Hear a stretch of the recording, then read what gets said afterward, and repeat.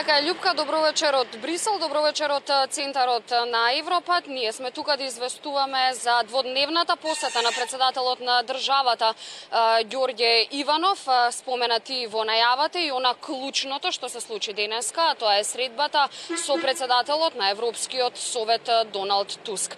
Средбата беше во предполадневните часови во Советот на Европа зад затворени врати. По средбата председателот на државата Ѓорѓе Иванов даде изјава. Тој ни соопшти дека го информирал и побарал од председателот на Европскиот совет Доналд Туск откочување на преговорите за членство во Европската унија. Побара еден позитивен импулс од Европската унија во однос на зачленување и отворање на пристапните преговори за Македонија за влез во големото европско семејство.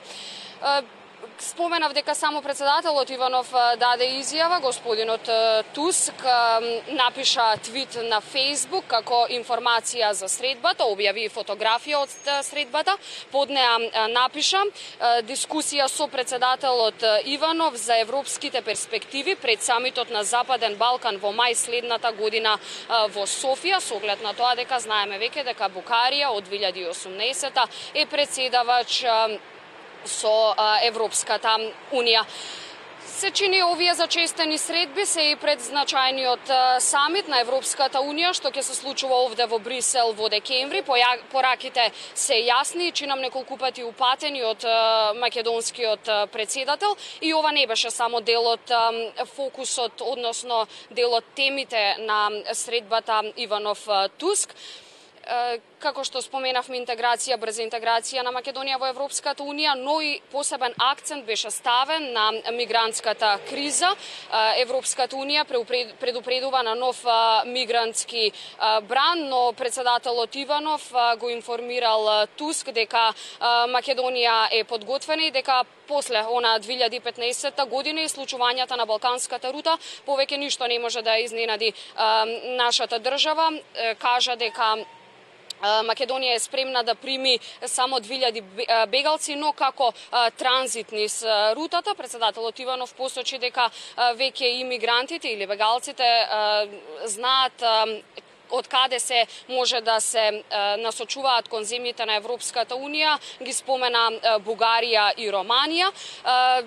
Остана на ставот дека веќе 27 месеци границата е затворена со безбедносните сили на Македонија, но и со помош на Европската полиција, а така и ќе остане со оглед на тоа дека и Чешка, Словачка и Унгарија забранија, односно не дозволија прием на бегалци на нивните територии.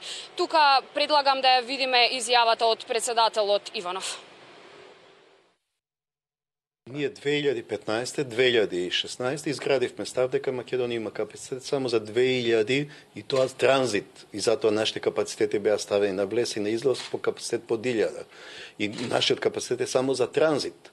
Но тоа сега зависи од новата влада како ќе се постави и како ќе успее тој наш изграден став да го одржи, бидејќи притисоци ќе има секојаш.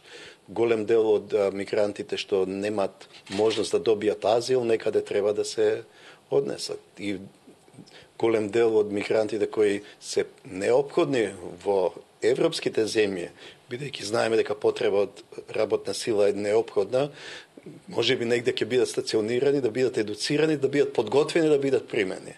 Но тоа зависи, кажав, од тоа како ќе се однесуваме ние.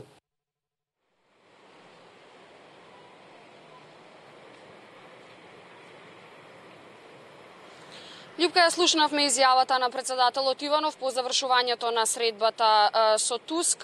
Споменав акцентот ставен на брза интеграција на Македонија во европското семејство, но и за мигрантската криза. Се чини ова некако беа двете теми во фокусот, но меѓу другото председателот Иванов со Туск разговарале и за состојбите на Балканот, случувањата во Босна и Херцеговина и во Србија.